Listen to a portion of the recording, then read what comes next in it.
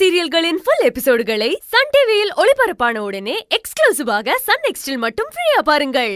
இந்த விஷயத்தையும் மறைச்சா பின்னாடி ஏன் என்கிட்ட இவ்வளவு பெரிய விஷயத்த மறைச்சிங்கன்னு திருவோட கோபத்துக்கு எல்லாரும் ஆளாக வேண்டிய நிர்பந்தம் உண்டாயிடும். பேசாம இப்பவே எல்லாத்தையும் சொல்லிடுவோமா? அம்மா, நீங்களாவது என்னன்னு சொல்லி ஒரு வார்த்தை சொல்லிருக்கலாம்ல. நானாவது கொண்டு போய் பஸ் ஸ்டாண்ட்ல டிராப் பண்ணிருப்பேனே. திரு, என்னம்மா? உங்ககிட்ட ஒரு முக்கியமான விஷயம் சொல்லி ஆகணும். அம்மா, பேசாம இரு மகா. அம்மா, என்ன விஷயம் சொல்லுங்க. ப்ளீஸ். அம்மா, என்ன விஷயம்னு சொல்லுங்க. அது போன் வந்து நீ வீட்டை விட்டு கிளம்பி போனதுமே வீட்டுக்கு போலீஸ் வந்துச்சுடா.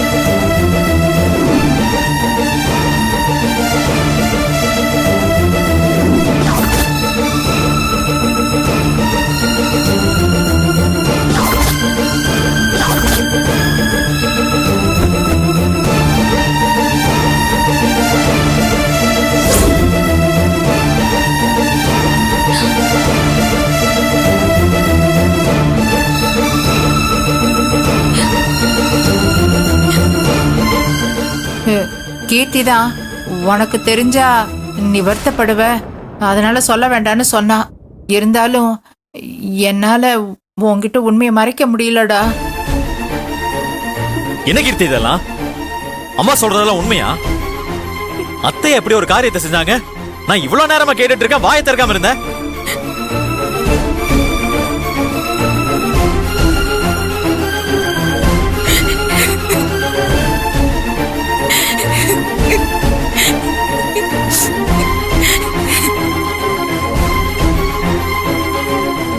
என்னம்மா இது? நான் உங்ககிட்ட பேச வேண்டாம்னு சொன்னேன்ல.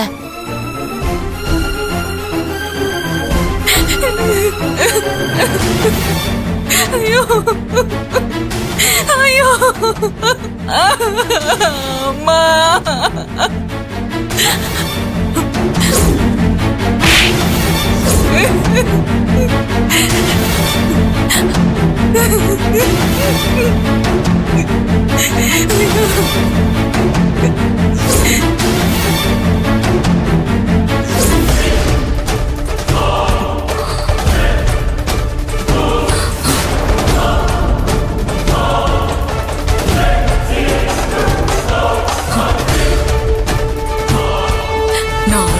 கதறி அழுது எல்லார் காலில் விழுந்து கெஞ்சி கேட்டும் இவங்க யாரும் அதை மதிக்கல. நான் எவ்வளவோ சொல்லியும் என் அம்மாவை திருடின்னு சொல்லி இப்படி காட்டி கொடுத்துட்டாங்களே. இந்த அவமானத்தை என்னால ஏத்துக்கவே முடியல. அந்த சந்தன பாண்டியும் அவன் குடும்பத்தையும் இந்த வீட்டை விட்டு விரட்டலான்னு சொல்லி கடைசியில நானே அம்மாவை என் கையால வீட்டை விட்டு விரட்டிட்டேன்னு. இவ்வளவு பெரிய அவமானத்தோட நான் எப்படி இந்த வீட்டுல இருப்பேன்?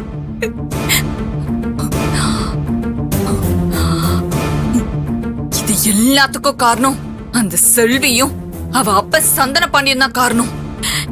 எதுக்கு எடுத்தாலும் பணத்தை காட்டி எங்களை மட்டும் தட்டி எங்க அம்மாவை திருடுற அளவுக்கு கொண்டு போயிட்டாங்களே. ஏன் கையாலேயே என் அம்மாவை விரட்டுற மாதிரி பண்ணிட்டாங்களே. நான் இத சும்மா விட மாட்டேன். பழி வாங்கியே தீருவேன்.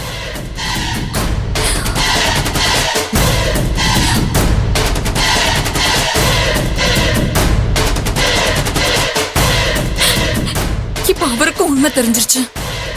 ஏன் இப்படி அவங்க பண்ணாங்கன்னு அவர் வந்து கேட்டா நான் இதை எப்படி சமாளிப்பேன்? அவரை என் கைக்குள்ள போட்டுக்கிட்டு எல்லாரையும் ஆட்டி படைக்கலான்னு பார்த்தா நான் இப்படி ஒரு நிலைமையில வந்து மாட்டிக்கிட்டேனே. இப்போ என்ன பண்றது? இனிமே அவருக்கு என் மேல நம்பிக்கை வருமா? இல்ல அம்மாவை நினைச்ச மாதிரி என்னையும் திருடின நினைச்சிருவாரா?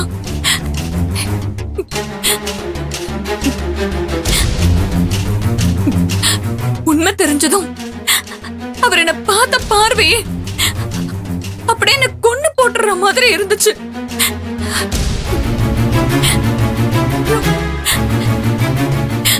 இந்த நகை திருட்டுக்கு நானும் காரணம்னு என் மேல சந்தேகம் வந்துருச்சுன்னா ச்சே.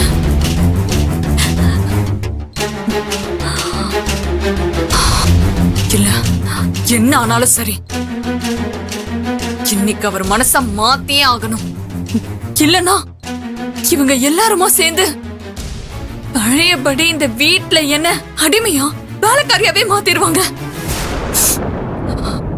இந்த வீட்ல இருக்கிறவங்க சொல்றதை விட நான் சொல்ற தலையண மந்திரம் தான் வேலை செய்யணும். இதெல்லாம் எப்படி சமாளிக்கிறது?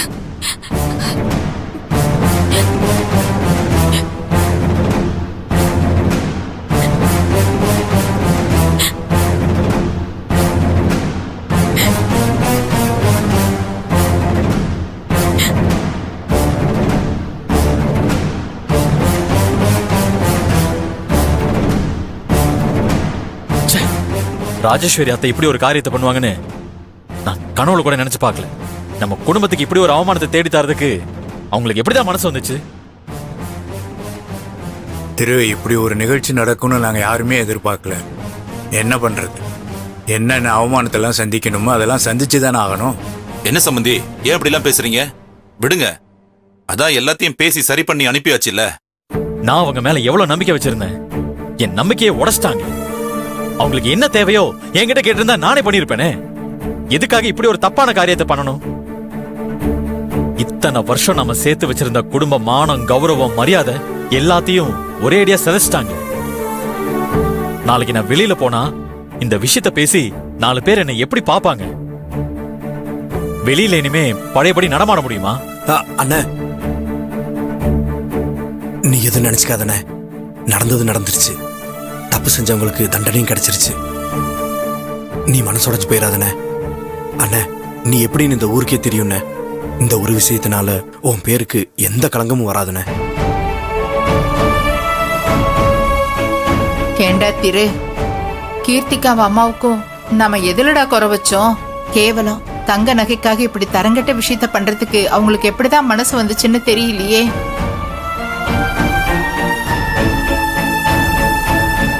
மா, நீங்க கொஞ்சம் பேசாம இருங்களேம்மா. நீங்க வேற